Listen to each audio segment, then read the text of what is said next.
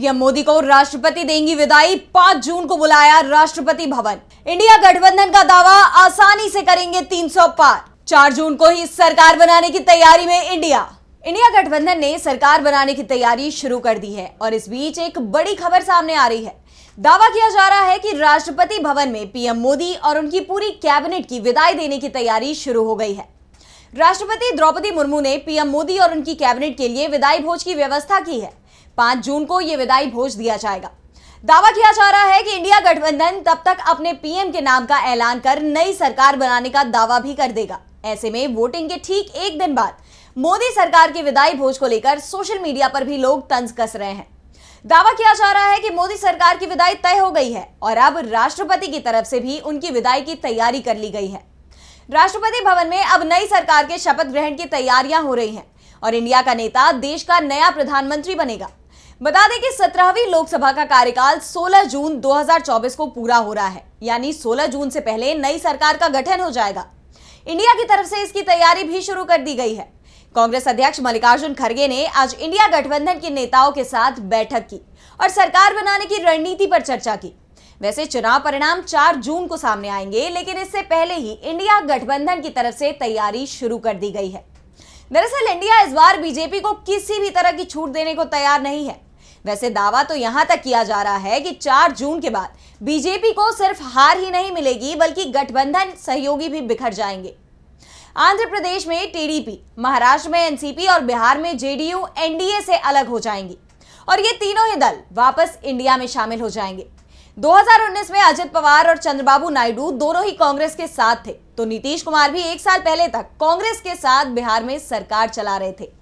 India गठबंधन की पहली बैठक भी बिहार में नीतीश के न्योते पर ही हुई थी और जब पटना में बैठक हुई थी तो उस समय विपक्षी दलों के गठबंधन को नाम तक नहीं मिला था। ऐसे में बीजेपी के लिए आने वाले दिन बेहद मुश्किल भरे दिखाई दे रहे हैं। दावा किया जा रहा है कि सत्ता के साथ गठबंधन और उसके बाद पार्टी तक बिखर सकती है। बीजेपी में जो नेता जेल जाने के डर से शामिल हुए थे, वो एक बार फिर इंडिया में वापस लौट सकते हैं। इस बीच ये भी खबर आ रही है कि इंडिया की तरफ से जो पीएम होगा वो कांग्रेस पार्टी का होगा। इस पर लगभग सहमति बन गई है, लेकिन पीएम के नाम का ऐलान 4 जून के बाद ही किया जाएगा। एक तरफ जहां इंडिया गठबंधन में सरकार बनाने की तैयारी शुरू हो गई है, तो दूसरी तरफ बीजेपी कार्यालय में भी हलचल मची हुई है। दावा किया जा रहा है कि पार्टी नेतृत्व को जो फीडबैक मिला है उसमें एनडीए 250 के अंदर ही सिमटता दिख रहा है। बीजेपी के लिए 200 पार करना भी मुश्किल दिखाई दे रहा है। ऐसे में बीजेपी की तरफ से भी प्लान बी तैयार किया जा रहा है, लेकिन इंडिया गठबंधन में जो आत्मविश्वास दिखाई दे रहा है उससे साफ है कि बीजेपी प्लान बी तैयार करे या प्लान सी, उसका कोई भी प्लान सफल नहीं होगा।